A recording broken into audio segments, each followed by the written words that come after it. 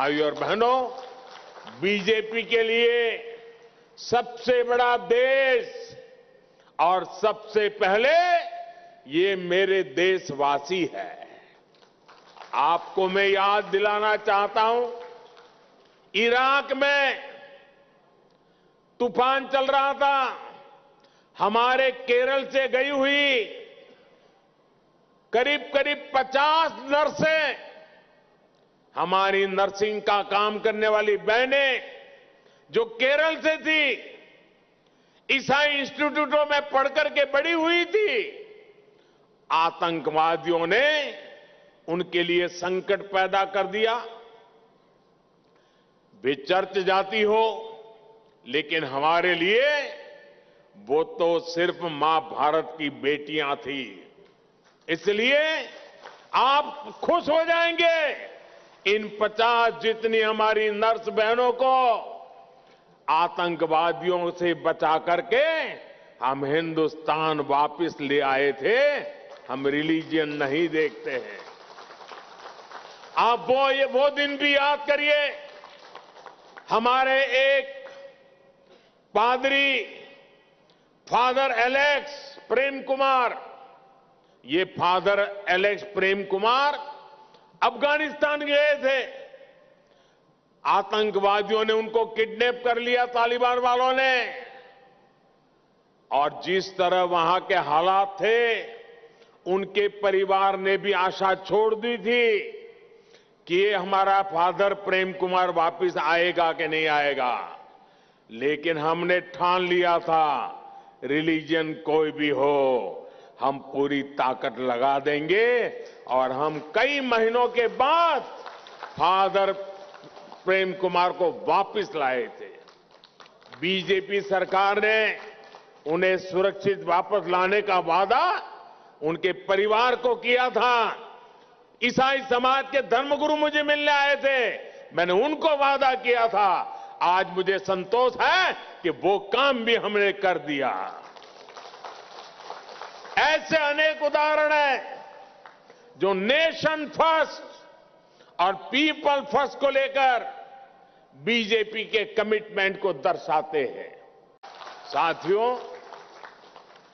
मेघालय सहित पूरे north east के विकास के लिए हमने पुरानी सोच और पुरानी अप्रोच को बदल दिया है।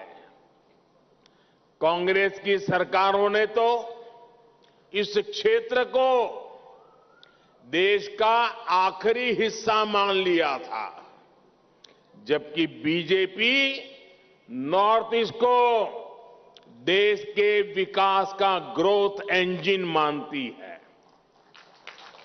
कांग्रेस के लोगों को तो मेघालय की याद सिर्फ चुनाव के दौरान ही आती थी। कांग्रेस और उसके जैसे दलों के लिए नॉर्थ ईस्ट सिर्फ और सिर्फ एटीएम रहा है। जैसे एटीएम से जाकर के पैसे निकालते हैं ना, ये दिल्ली में ऐसे लोग बैठे थे कि नॉर्थ ईस्ट से पैसे ही निकालते थे, वो उनके लिए एटीएम था। आपके हक का पैसा ये लूट लेते थे। जबकि बीजेपी नॉर्थ ईस्ट के विकास के लिए ईमानदारी से पाई पाई के इस्तेमाल पर विश्वास करती है। आज केंद्र की बीजेपी सरकार गरीब के लिए, किसान के लिए, बहनों के लिए जो भी पैसा भेजती है, सीधे बैंक अकाउंट में भेजती है। कोई बिचौलिया नहीं, कोई एटीएम नहीं, कोई लूट नहीं। लेकिन साथियों, आपको एक और बात समझनी चाहिए। अनेक तरह के विकास कार्यों के लिए केंद्र सरकार को राज्य सरकार के साथ काम करना पड़ता है। पड़ोस में असम हो, अरुणाचल हो, त्रिपुरा हो, जहां भी बीजेपी की सरकारें हैं, वहां इंफ्रास्ट्रक्चर भी कितना बेहतरीन काम शुरू हो गया है। बीते 9 वर्षों में नॉर्थ ईस्ट के लिए बजट में कई गुना बढ़ोतरी केंद्र सरकार ने की है। मेघालय को भी बहुत अधिक बजट मिला है। लेकिन आज जब यहां लोगों की बातें सुनता हूं तो बहुत दुख होता है। लोग कहते हैं कि पैसा लगा ही नहीं, न सड़कें बनी, न स्कूल कॉलेज, न अस्पताल बने, फिर वो पैसा गया कहां? यहां का यूथ कह रहा है कि यहां रोजगार के अवसर इन्होंने खत्म कर दिए हैं। जो भर्तियां होती हैं उनमें करप्शन है, भाई भतीजावाद है। भाइयों और बहनों, इन्हीं सब बातों को देखते हुए ही मेघालय ने तय किया है कि दिल्ली और शिलांग दोनों जगह बीजेपी सरकार होनी चाहिए। होनी चाहिए कि नहीं होनी चाहिए? होनी चाहिए कि नहीं होनी चाहिए? मेघालय के हक का पैसा मेघालय के विकास में लगे, इसके लिए डबल इंजन सरकार जरूरी है। यहां बीजेपी सरकार जरूरी है। मेघालय को आगे कैसे बढ़ाना है, ये विजन और विश्वास बीजेपी के पास है। हर अड़चन के बावजूद बीते 9 वर्षों में अनेकों आदिवासी गांवों तक पहली बार बिजली पहुंची। गांव की सड़कें हो, हाईवे हो, एयरपोर्ट हो, रेल लाइन हो, पानी हो, हर काम के लिए पहले से कहीं अधिक पैसा दिल्ली से भेजा जा रहा है। गांव की सड़कों के लिए पैसे की कोई कमी नहीं है। केंद्र सरकार ने इसके लिए रिकॉर्ड बजट रखा है।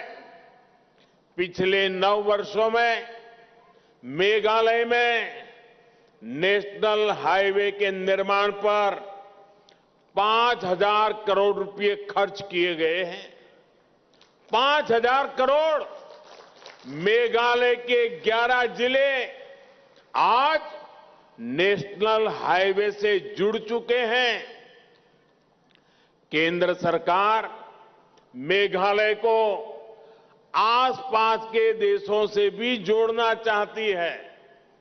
कोशिश यही है कि यहां के किसानों, फल सब्जी उगाने वालों को बड़े बाजार मिले, ज्यादा इनकम हो।